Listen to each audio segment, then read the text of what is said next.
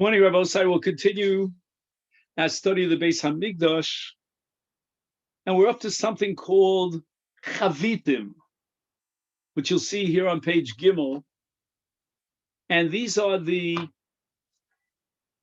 chalos, the 12 chalos that were brought daily on behalf of the Kohen Gadol, 6 in the morning after the Talmud Shel Shachar, 6 in the evening after the Talmud Shel Ben Arbayim. And they were baked on a daily basis. There was a special lishka in the Ezras Yisrael that facilitated the afiyah, the baking on a daily basis of these 12 chalos that were brought by the Kohen Gadol, otherwise known as Minchas Chavitim. And then we go on to discuss the size of the Ezras Yisrael. You may recall that the Ezras Noshim was 135 amma square. The Ezras Yisrael was much smaller. It was 135 amos in one direction, but only 11 amos in the other direction. And it works like this. If you go from north to south, then you're talking about 135 amos. But if you're talking from east to west, then you're talking about 11 amos. And I have a little bit of a diagram here. If I can get the right page here. So when you're looking at, when you enter, we climbed the 15 steps from the Ezras Noshim up to the Ezras Yisrael. We entered into the Ezras Yisrael through the Shar Nikanor, which are the doors that are made of copper. And what you're going to look at here, going into the Ezras Yisrael from east to west, it's very, very long, spanning this entire area of the Ezras Noshim. And it's 135 amos. But if you're talking from, not from north and south, you follow, but rather the direction as you enter into the Mikdash through the Ezras Noshim was east to west. So from east to west, all you have is 11 amos. Okay. Now, what's the status of the Ezras Yisrael?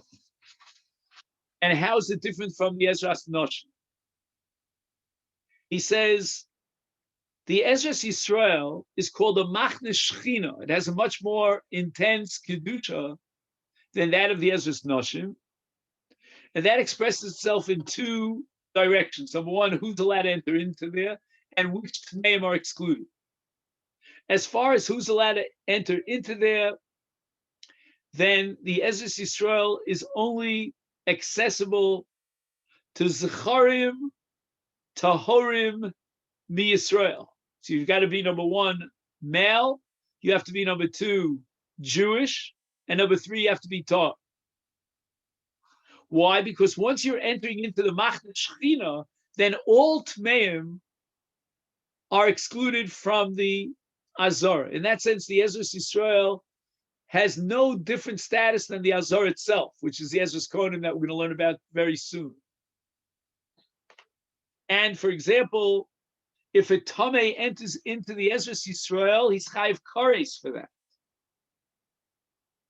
Min HaTorah, Ein Tful Yom Mechusa Kippurim Rashayim Likanis L'Tochen Nichnas HaTameh chayiv kares. I'm not sure why he mentions a Tful Yom and a Mechusa Kippurim, which is true. I don't know why he didn't mention a Tameh Mes, but maybe what he means by a Tameh Mes is, let's say, a Tameh Mes, even if he's in his very last day of Tara and he went to Mikvah, but if he still needs Harif Shemesh, he's called a Tful Yom. Maybe, I don't know.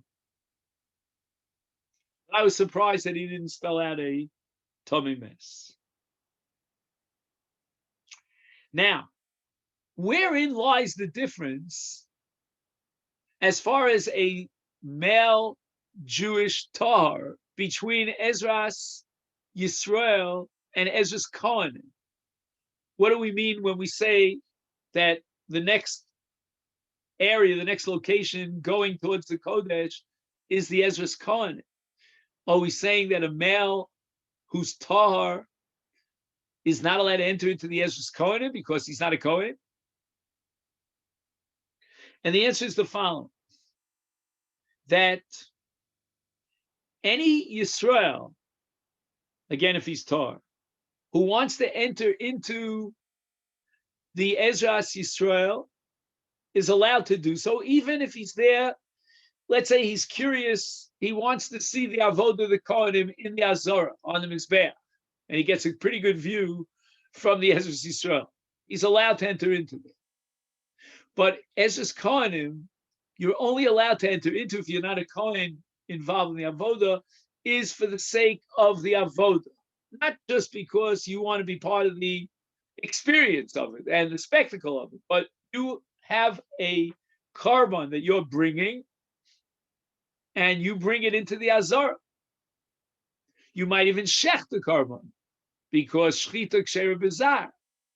But there's got to be some avoda gravitational pull to allow a zar, a non-Kohen, to enter into the Ezras Kohen. Not so in the case of Ezras Yisrael. It's carte blanche. Again, if you have all the qualifications, you're a male Yisrael Tah.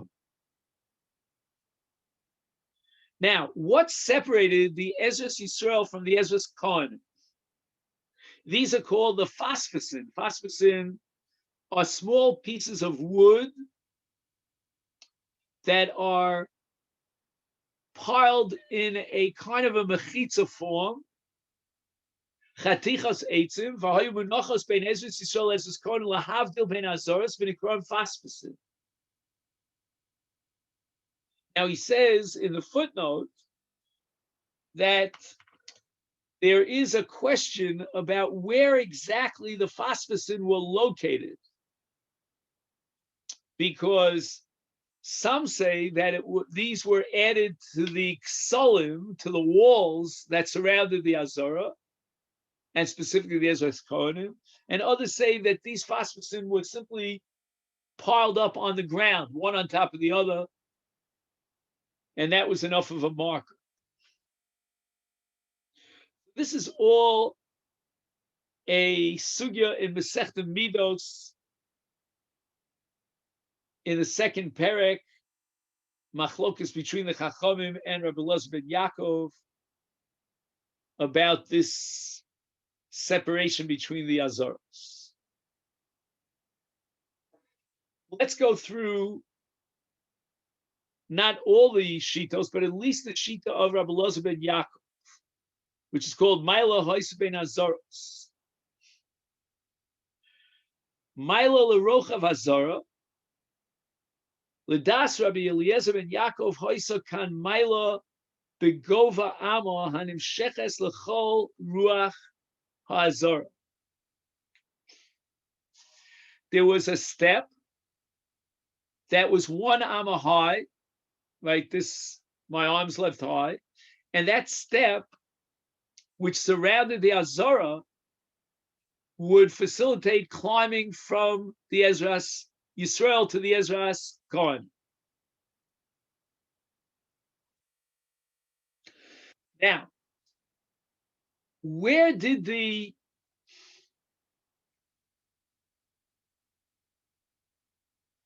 Levium find their place in this whole story?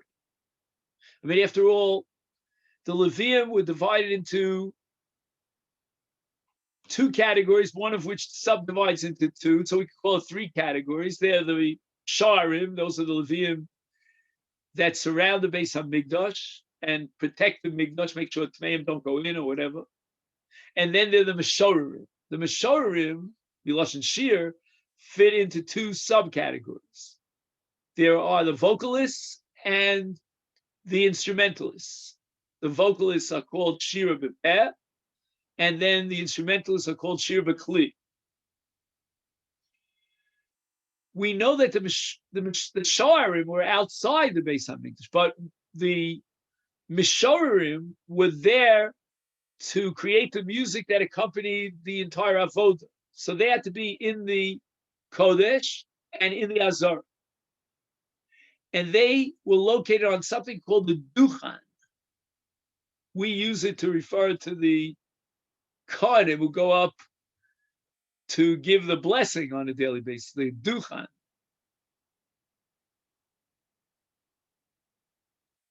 He says the following. Al Hamayla, right? We said according to Rabbi Elazar Yaakov, there is a step that leads you into the Ezras Kohanim. Beyond that step, Hayaduchan Lulevin. This Duchan, where you'd have to access it by climbing 3 steps, Sholosh Milos, and each Milo they were short steps of Chatzi Amma, and it was a Chatzi Amma wide. So we're talking about very small, modest steps, 3 of them in number. The Almilos Elu Omdu Halevim Amishorim Vamizamrim the Eis Hakrovas Hakarbonos. He subdivides the Levium into 2 categories of the Mishorim, who are singers, or there are the Mizamrim who are playing the Kli Zemer, they're playing the instruments. And this is all going on these 3 malos.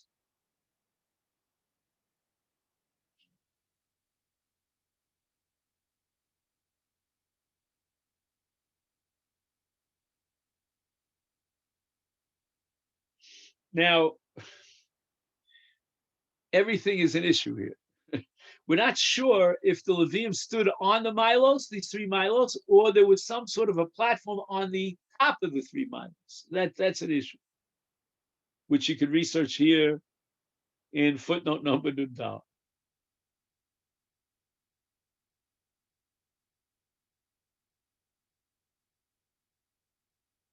Okay, now we get to the Ezras Kohen. From that point where the Levium stood, there was an 11 amos distance to the Mizbeach. In that area of 11 amos, after we pass the Levium until we get to the Mizbeach, that's called the Ezras Kohanim, and only Kohanim had a carte blanche to enter there, assuming they were Tahorim, whereas a non-Kohen couldn't enter there unless he was needed for the Avodah. Ein ha-Yisrael nichnasim li-Ezras Kohanim, for that 11 Amma, el lavoda. What do you mean lavoda? Well, number one, first and foremost, is shchita, because shchita is ksher b'zar.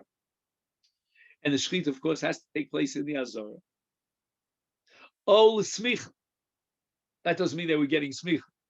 It means that they had to lean their hands on the top of the carbon. If it's their carbon, the Bala carbon has to do smicha. And he's allowed to enter into the Ezras Kohanim for the purpose of smicha. Now, that sounds pashut, but it's not pashut. It's a chiddush. Because what you could have had was, let's bring, if the mountain doesn't come to Mohammed, let's bring the animal, the carbon, over to the end of the Azara. We can't take it out of the Azara. That would be a psul of Yotzei. Take it to the border of the Ezras Yisrael, and let the Yisrael Balak carbon from where he's standing outside of the Azara, let him do smicha on the carbon. No, we don't have to do somersaults in the air. Let him come right into the Azara. He's got the 11 Amma. Let him go in, do smicha on his carbon, kedasu kidin. And now we have to ask a question. What about those karbanos that require tnufa? For example, a carbon of a nazir. The nazir, when he completes his tara, and he brings his karbanos, one of which is called a shlomim, and it's brought from an aisle. I think you call it a ram in English. And what's necessary here is to do tnufa. And that's a whole process of waving. And that has to be done in the Azara. So anyone, not a Kohen, Tahar, who has to do tnufa, will allow him entry into the Ezras Kohen.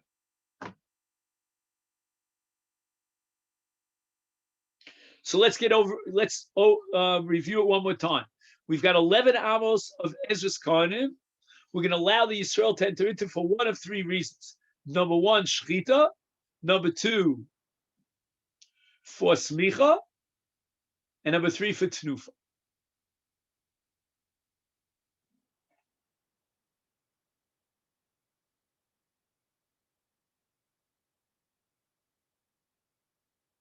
Oh, Baruch Shekimanti, I didn't know this was a rush.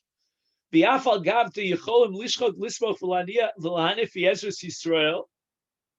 They could implement, and this would be valid, all these three possibilities of shchita, smicha, and tnufa while they're standing in Ezras Yisrael, but yicholim likones li'ezras konim k'dei lasos avod. We're not going to do all these, these nuances to avoid entry into the Ezras Kohen. Okay, now we get to an interesting part of the Beis HaMikdash, which has to do with the judges, the 71 High Court, the Supreme Court of Israel, the Beis Din Shalayim Aleph, the Sanhedrin Agdola, and the Lishkas HaGazis.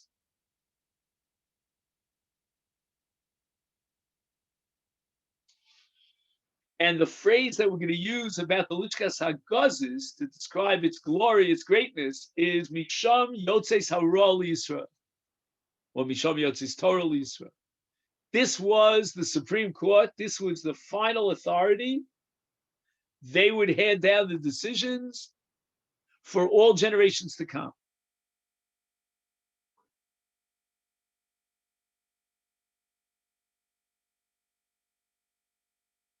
And the Torah in Parshas Shoftim tells us a bunch of scenarios in which we have to take the issue all the way up to the highest court, and they will make the determination. Life and death can be decided by a lower court of 23 judges. That's called the Sanhedrin Ketana, which we mentioned earlier, if you remember. But as far as certain issues that will determine the whole complexion of Klal Yisrael, and you're talking about Xeros, and you talk about Siagos, and you talk about Minhagim, those verdicts, those decisions would be made exclusively by the Sanhedrin Agdola. And where do they sit? In the Lishkas HaGazis. Sham Yosheves Sanhedrin Agdol Shel Ayin Aleph, Dayanim, Umisham Yotzeis Torah L'chol Am Yisrael, V'diyuneim Hatdirim, they were constantly in session. Hayu be'inyan yichutzei hakonim alavim im nimtzu bahem chashad.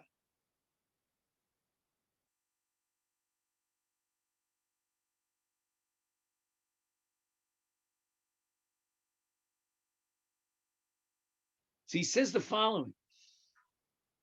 There were issues that came up to the Sanhedrin Agdola from time to time.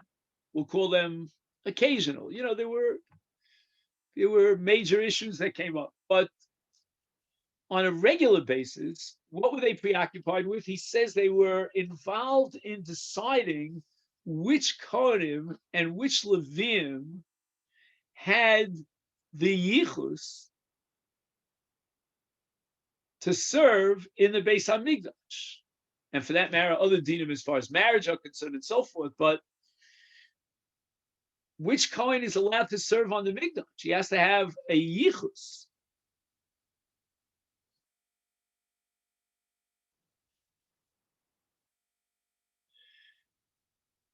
And there's a whole sugya Masechta Ksubis about how you establish that this Kohen has the right yuchsin. So I don't know what Rav Nachman Kahana would be saying about this. He might say, well, I don't need the Sanhedrin Agdola. I can figure it out with genes. I can tell you. But there are more complicated issues than just genealogy. And there are psulim of cholol and so forth. And I don't think that would show up in a genealogical test. You may have the genes of a Kohen, so we know that you're biologically a Kohen, but that doesn't mean that you're halachically a Kohen. And if we could trace, imagine there was a time in history, I don't think, maybe today there are a few people who can claim this, but there was a time in history where a Kohen could trace his lineage back to the Beis HaMikdash, meaning his great-great-great-grandfather served on the Mikdash. And if he could prove that with various documents, then he has the yichus, and the Beis Din will say he can serve on the Mizbeach. He says, actually, Rabbi Kahana usually asks all Kohanim that he knows to get a DNA test to see if he has the Kohen. Right. So I'm just saying. My point is, I still need the Sanhedrin. What Nachman Kahana could do for me is he could tell me this guy is a Kohen. Right. Meaning he has the genes. His father was a Kohen, his grandfather was a Kohen, etc. But he can't tell me that he can serve in the Beis HaMikdash. Right. Because, I can give you many scenarios in which he's disqualified, and that has nothing to do with the genes whatsoever. Do you follow what I mean? Yeah. If his father married a divorcee, that's not going to show up in the genes. Exactly. You know what I mean? So he's a Kohen genealogically, but not halachically. So that was the area of expertise and the authority of the Beis Din Hagdolah. But let's not mistakenly conclude that that's all the Beis Din Hagdolah was occupied with. That was a primary concern of theirs. But are you done him b'psul she'ira b'karbanos? Let's say, for example, we brought a carbon, and lo and behold, we find that there's a problem with the carbon. There's a tumor problem. Another, maybe it's nosar, maybe it's pigul. We have to decide whether the machshavas kohanim was a machshava ha-poseles. Maybe there's a mum in the carbon. All these decisions would be made by the high court that sat right there in the Beis HaMikdash in the Lishkas HaGazis. Now he says, this is a very fascinating thing, that if a Kohen stood in front of the Beis Din and they were investigating, they were checking him out, as we would say, and the verdict was, you are a Kohen and you could serve on the Mizbeach, then the Kohen made a yontif.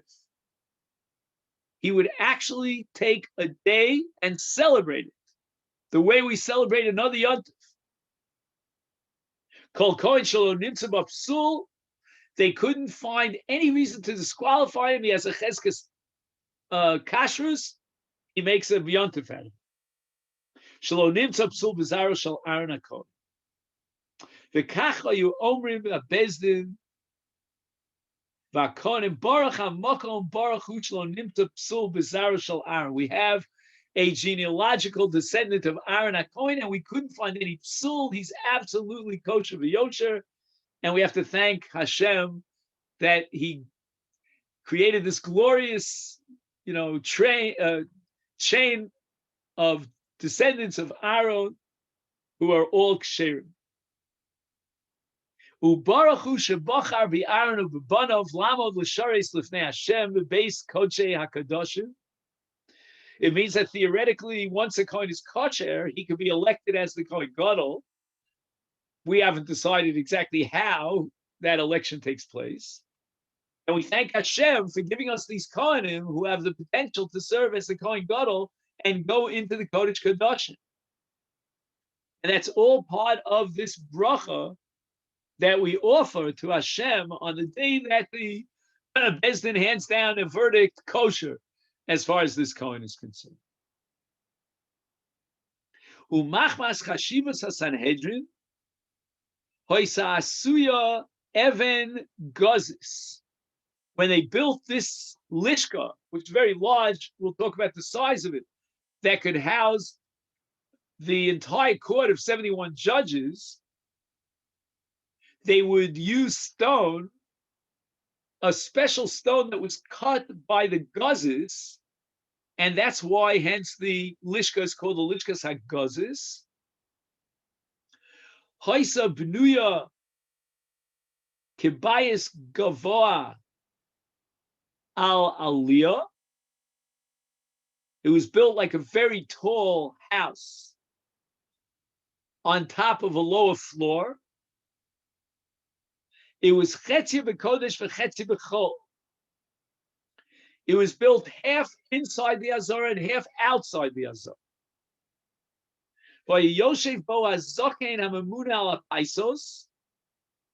Who sat in that lishka on a regular basis? The shoftim, the dayanim would come in and out. But who was there permanently? It was an elder who was in charge of organizing the paisos. We're going to learn about paisos when they took a lottery so that they would decide which Kohen would get which avoda. So this is all on the half that was b'chol. What about the half that was b'kodesh? B'chetir kodesh, ifisu b'chol yomes arbas hapaisos shahoyu b'migdash b'chol yom. Amongst the lotteries, there were 4 separate lotteries that were daily, and they were located in the other half of the Lishkas HaGazis.